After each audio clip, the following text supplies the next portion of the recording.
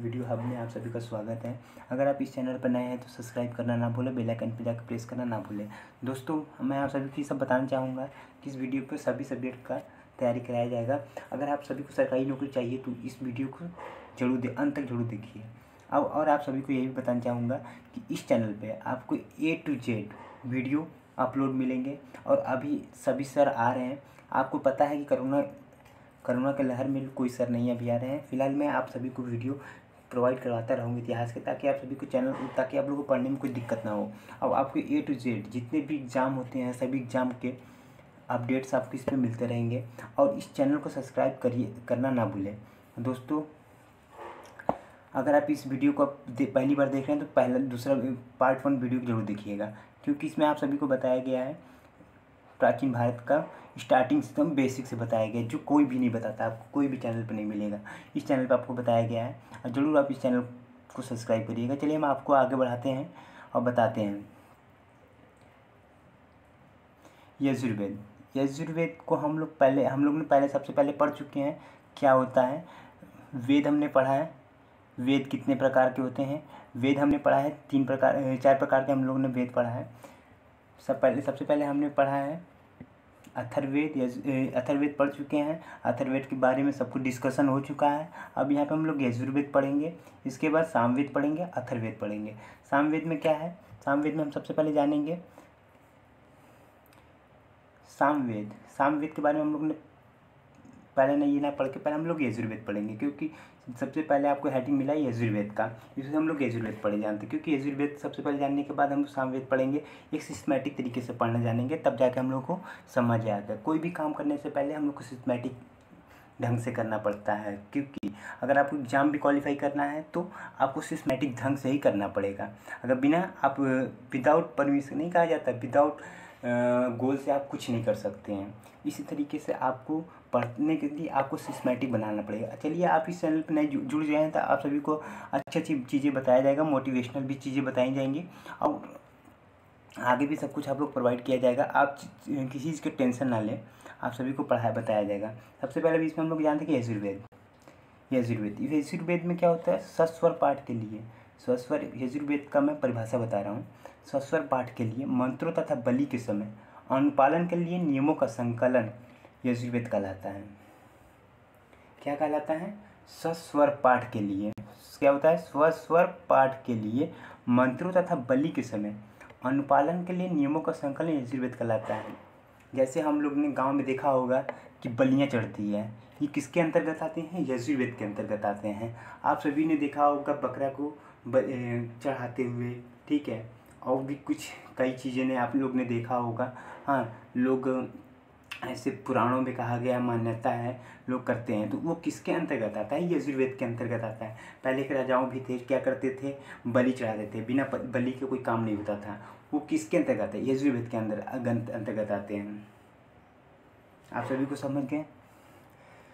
जो इसका पाठ करता है, यजुर्वेद का जो पाठ करता है होता है, इसको हम अधर्वयु कहते हैं। क्या कहते हैं? अधर्वयु कहते हैं। यह एक ऐसा वेद है जो गद्य एवं पद दोनों में है।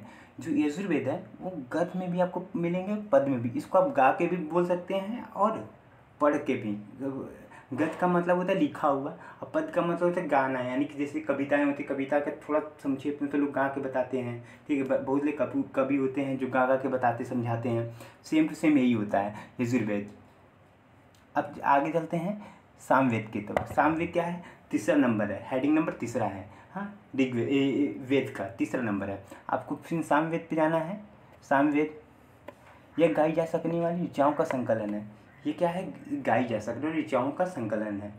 संकलन का मतलब इकट्ठा किया हुआ है, इसी को सामवेद कहते हैं, ठीक है। इसके पाठ को तो उदात्रित कहते हैं। क्या कहते हैं? उदात्रित। यहाँ पे मैंने डेट करके आपको यहाँ पे ये हेडिंग बना दिया है। ज़रूर आपको इस सबको नोट कर लीजिएगा, आपको बहुत ही बेनिफिट मिलेगा इस चैनल पे आपको। इसे भारतीय संगीत का जनक भी कहा जाता है। सामवेद को क्या कहा जाता है? भारतीय संगीत का जनक, क्योंकि आप सभी को पता है जो चीज़ गाई जा सकती है तो वो जाहिर सी बात है संगीत हो गया।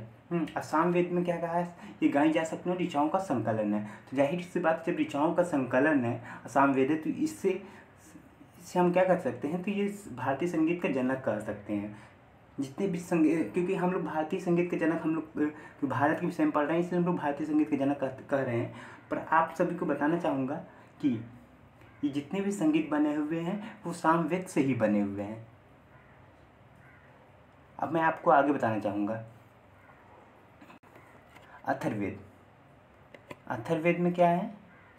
अथर्ववेद यानी अर्थवा। अथर्ववेद का मतलब अर्थवा। अर्थवा यानी एक ऋषि थे, अर्थवा नामक एक ऋषि थे जिनके द्वारा ही रचा गया है। रचित यानी रचा गया है। इस वेद में रोग निवारण, तंत्र मंत्र, जादू टोना, साफ वशीकरण, आशीर्वाद, मतलब जितने भी आप देखते हैं, टोटमा हो या जितने भी आप देखते हैं ना, कोई भी काम होता है जो मंत्र तंत्र पढ़ते हैं या विद्या का जो सरस्वती का जो विद्याओं का वर्णन करते हैं, उससे तंत्र मंत्र जादू टोना जो बोला जाता है, विवाह हुआ, सब कुछ इसी के अंतर्गत आया है। इसमें अंधविश्वासों को भी वर्णन किया गया है, बहुत सी चीज़ों को, सामान्य मनुष्य के विचारों के बारे में अध्ययन के विचारों का, विश्वासों का, अंधविश्वास इत्यादि का वर्णन किया गया है। इसमें आप सभी को लिखा गया है मातृभूमि का, राजकर्म का, औषधि अनुसंधान, विवाह, प्रेम, जितने भी हैं सब अथर्ववेद के अंतर्गत ही आए हैं। अर्थवा नामक ऋषि ने इसका रचना किया है। और चलिए हम आगे आपको बताना चाहेंगे अथर्ववेद। जो अथर्ववेद होता है कन्याओं को जन्म की निंदा करता है। अथर्ववेद क्या कहता है? कन्याओं को जन्म की निंदा करता है। और इसमें साभा एवं समिति को प्रजापति की 2 पुत्रियां कहा गया है। जो अथर्ववेद में साभा एवं समिति को प्रजापति की 2 पुत्रियां कहा गया है। सबसे प्राचीन वेद ऋग्वेद है। सबसे प्राचीन वेद आप सभी को नोट डाउन करना है, क्योंकि हर बार पेपर में पूछा जाता है कि सबसे प्राचीन वेद कौन सा है। लड़के लोग क्या करते हैं, गलत लगा के आ जाते हैं। हाँ, आप सभी को पता होना चाहिए कि ऋग्वेद सबसे प्राचीन वेद है। क्या है? प्राचीन वेद है। और सबसे बाद का वेद क्या है? अथर्ववेद है। अथर्ववेद क्या है? आप सभी लोग नोट कर लीजिए। मैं तभी 2-3 बार मैं बोलता हूँ, रिपीट करता हूँ, समझ रहे हैं? वेदों को भली भांति समझने के लिए क्या है? वेदों को भली भांति समझने के लिए 6 वेदांगों की रचना की हुई है, जैसे शिक्षा, ज्योतिष, कल्प, व्याकरण, निरुक्तक तथा छंद। आप सभी को देख रहे हैं ना, वेदों को भली भांति, आपको वेद समझना है तो आपको 6 चीज़ जानना, शिक्षाओं का 6 वेदांगों की रचना हुई है जो आपको जानना जरूरी है। शिक्षा, पहला शिक्षा है, दूसरा ज्योतिष है, तीसरा कल्प है, व्याकरण है, निरुक्तक है, छंद है। ठीक है, आप सभी को मैं बताना चाहूँगा, ये मोस्ट इम्पॉर्टेंट क्वेश्चन है। ये इस चीज़ को जिस पे मैंने टिक लगाया है, ये आप सभी लोग अपनी कॉपी में नोट डाउन जरूर कर लीजिएगा। आप सभी को इस पर बताया जा रहा है कि आप इसको नोट डाउन जरूर कर लीजिए, क्योंकि कई बार एग्जाम में पूछ चुका है और लड़के गलत करके आ जाते हैं, भटक जाते हैं, ये समझ नहीं पाते कौन सबसे प्राचीन वेद है, कौन सबसे बाद का वेद है। इसी में गलती करके आ जाते हैं। कभी कभी लिखा जाता है सामवेद, लोग सामवेद मार के आ जाते हैं। इसलिए आप ध्यान से इस चीज़ को पढ़िएगा। अब हम आगे आपको बताना चाहेंगे, भारतीय ऐतिहासिक कथाओं का सबसे अच्छा क्रमबद्ध विवरण पुराणों में मिलता है। अगर आप सभी को जानना है कथाओं के विषय में तो क्रमबद्ध विवरण पुराणों में मिलेगा। पुराणों यानी जैसे भारत, महाभारत, यही सब में आपको कथाओं में मिलता है। इसके आगे भी आपको मैं वीडियो बना रहा हूँ, पार्ट 1, पार्ट 2, पार्ट 3 में। आप सभी को मेहनत से पढ़ना है। इस चैनल पे आप सभी को मेहनत से पढ़ाया जा रहा है और मेहनत से आप लोग को भी पढ़ना है। दोस्तों, वीडियो बनाने में बड़ा मेहनत लगता है। सब्सक्राइब और लाइक ज़रूर करिएगा। अगर आपको अच्छा लगे तो कमेंट भी जरूर कीजिएगा, क्योंकि आप ही लोग से कमेंट से मुझे पता चलेगा कि आप लोगों को क्या पसंद है क्या नहीं। ज़रूर से ज़रूर आप लोग इसको सब्सक्राइब करिएगा।